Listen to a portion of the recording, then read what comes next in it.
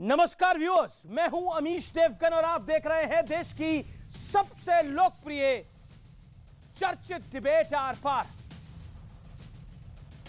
कांग्रेस और राहुल गांधी एक झटके से उभरते नहीं हैं और दूसरा झटका लग जाता है। पहले सूरत की लोअर कोर्ट ने मोदी सरनेम वाले केस में राहुल गांधी को 2 साल की सजा सुना डाली और अब सेशन कोर्ट ने भी इस फैसले पर मुहर लगाते हुए सजा को बरकरार रख दिया है। महज एक शब्द में याचिका खारिज करते हुए ऑनरेबल कोर्ट ने कहा डिसमिस, लेकिन कांग्रेस ने कोर्ट के फैसले पर ही सवाल उठा दिया है। हमेशा की तरह कांग्रेस कह रही है कि यह फैसला गलत कानूनी आधार पर दिया गया है और ऐसा फैसला देने का कारण संदिग्ध है, यानी अदालत पर संदिग्ध होने का आरोप लगाया जा रहा है। लेकिन दूसरी तरफ बीजेपी ने राहुल गांधी और कांग्रेस के खिलाफ नए सिरे से मोर्चा खोल दिया है। बीजेपी कह रही है कि कोर्ट का फैसला आने के बाद देश में पिछड़ों में खुशी की लहर है और यह फैसला गांधी परिवार के मुंह पर तमाचा। संबित पात्रा ये बोले। बीजेपी यह भी कह रही है कि इस फैसले ने कांग्रेस परिवार का घमंड चूर चूर कर दिया है, लेकिन यह भी तथ्य है कि सिर्फ एक बयान ने राहुल गांधी से सांसद का पद तक छीन लिया, उनका बंगला भी छिन गया है और तो और राहुल गांधी के 2024 के चुनाव लड़ने पर भी बहुत बड़ा संकट खड़ा हो गया है। व्यूअर्स, आज सबसे बड़ा सवाल यह है कि क्या चुनावी रणनीति में जुटी कांग्रेस पार्टी अब राहुल पर रणनीति बनाने में उलझ गई है। आज देश की सर्वोच्च बहस, देश की सबसे बड़ी बहस, प्राइम टाइम के सबसे बड़े कार्यक्रम में आर पार में बात होगी। फंस गई रे कांग्रेस।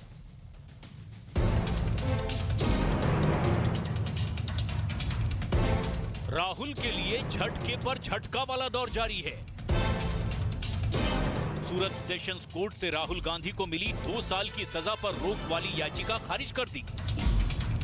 निचली अदालत ने 23 मार्च को राहुल गांधी को 2 साल की सजा दी थी और इसके बाद उनकी संसद सदस्यता छिन गई थी। हालांकि कांग्रेस अब कोर्ट के फैसले पर सवाल उठा रही है।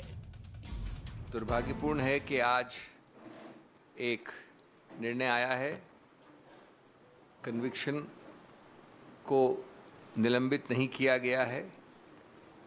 ये सभी जो मूलभूत आधार हैं कानून के इस क्षेत्र के, उनके अनुसार ये गलत है। सूरत के अपीलिएट कोर्ट का जजमेंट आया है, उसका वर्डिक्ट आया है। पूरे देश में खुशी का माहौल है और खास करके पिछड़े वर्ग में राहुल गांधी और गांधी परिवार को लगता था वो बच के निकल जाएंगे। Slap on the face of the arrogance of the Gandhi family. गाली देकर के भी कहते हैं बोलने की आजादी पे कोर्ट ये कर रहा है, कोर्ट ये कर रहा है। गाली दोगे तो महानानी का मुकदमा आएगा ही भाई। राहुल गांधी की कांग्रेस ऐसा समझ रही है कि हम कानून से ऊपर है, जिसके कारण से समस्या पैदा हुई है। माफी मांग लेते कोर्ट से। हमारे पास जितने भी कानूनी विकल्प हैं, प्राथमिक जिसमें है उच्च न्यायालय की तरफ जाना, उसके अधिकार क्षेत्र का हम उपयोग करेंगे, निकट भविष्य में करेंगे।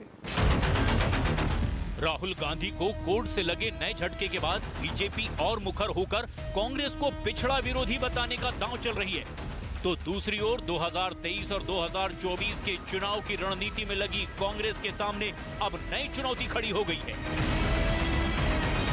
क्योंकि अब तक की कानूनी स्थिति के तहत राहुल 2024 का चुनाव नहीं लड़ पाएंगे। तो आज कांग्रेस की इसी मुसीबत पर होगी देश की सबसे बड़ी बहस। और अब वक्त है आर पार के सुप्रसिद्ध विश्लेषण का। राहुल को बैक टू बैक झटके का विश्लेषण। मैं आपको खबर दिखाऊंगा, उसका इंपैक्ट दिखाऊंगा। सेशन कोर्ट ने राहुल की सजा बरकरार रखी। 2024 में इसका असर यह है कि 2024 में राहुल के चुनाव लड़ने पर संकट है।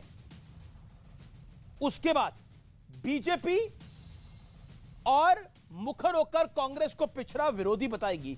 54% ओबीसी वोट वाले कर्नाटक में कांग्रेस को डेंट लग सकता है, क्योंकि बीजेपी इस पूरी गेम को ओबीसी बनाम गांधीज कर रही है। यानी बीजेपी कह रही है कि कांग्रेस पार्टी ओबीसी विरोधी है। अगला पॉइंट, चुनावी रणनीति बनाने में जुटी कांग्रेस पार्टी राहुल पर रणनीति बनाने में उलझ गई है। यानी जिस समय कर्नाटक का चुनाव चरम पे है, उस समय कांग्रेस पार्टी कर्नाटक को जीतने की प्लानिंग नहीं कर रही। कांग्रेस पार्टी राहुल को बचाने की तैयारी कर रही है। अगली बात, एक बयान से राहुल गांधी की सांसदी भी चली गई और बंगला भी चला गया, दोनों चले गए। लेकिन बड़ा सवाल है, क्या कोर्ट के फैसले से मोहब्बत की दुकान वाला नैरेटिव ध्वस्त होगा? आज आर पार में इस बड़े सवाल के साथ मैं इस डिबेट को ओपन करता हूं। मेरे साथ बात करने के लिए कौन कौन जुड़ा है? मेरे साथ स्क्रीन पे इस चर्चा में मौजूद हैं शहजाद पूनावाला जुड़ेंगे, प्रवक्ता भारतीय जनता पार्टी के, प्रोफेसर संगीत रागी, राजनीतिक विश्लेषक सुलेमान खान, प्रवक्ता कांग्रेस पार्टी के, और साथ ही अनुराग भदौरिया। आपका तमाम लोगों का अभिनंदन है। माजिद हैदरी भी हमारे साथ जुड़ेंगे, उनका भी अभिनंदन है। आपका स्वागत है इस चर्चा के अंदर। मैं सबसे पहले आपके पास आता हूं अनुराग, और 40 सेकंड में मैं जानना चाहता हूं, क्या आपको लगता है राहुल गांधी पर जो फैसला आया है वो कांग्रेस पार्टी के लिए एक बड़ा झटका है?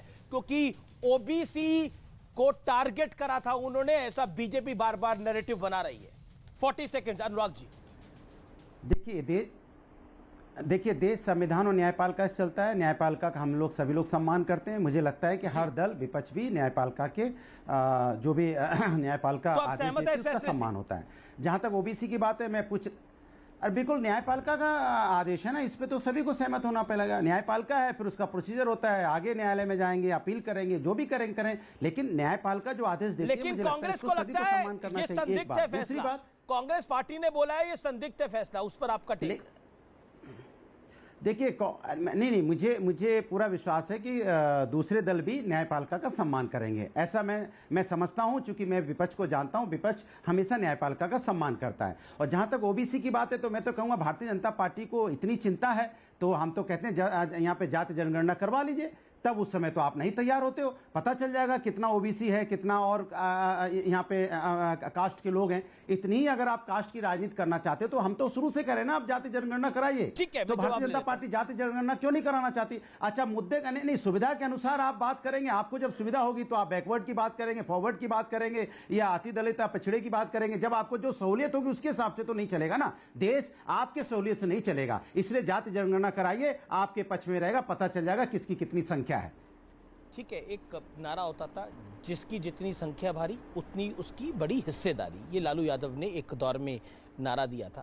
लेकिन आज के इस दौर के अंदर बीजेपी को लगता है कि संख्या के बल में वो बड़े हैं। यानी सत्ता में अधिकतर राज्यों में आपकी सरकार है, केंद्र में आपकी सरकार है, ओबीसी का बड़ा vote share Bharatiya Janata party के पास है।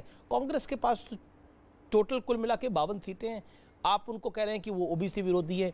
क्या आपको लगता है आपका ये नैरेटिव सेट हो जाएगा? क्योंकि कांग्रेस को तो फैसला ही संदिग्ध नजर आ रहा है। शहजाद जी, ऐसा है, ओबीसी का करो अपमान, करो उन पर वार, जब कोर्ट कन्विक्ट करे तो चिल्लाओ अत्याचार, जीभ काटने वाली बात करके सड़कों पर करो कोर्ट के खिलाफ दुष्प्रचार और दुर्व्यवहार, और फिर कहो कि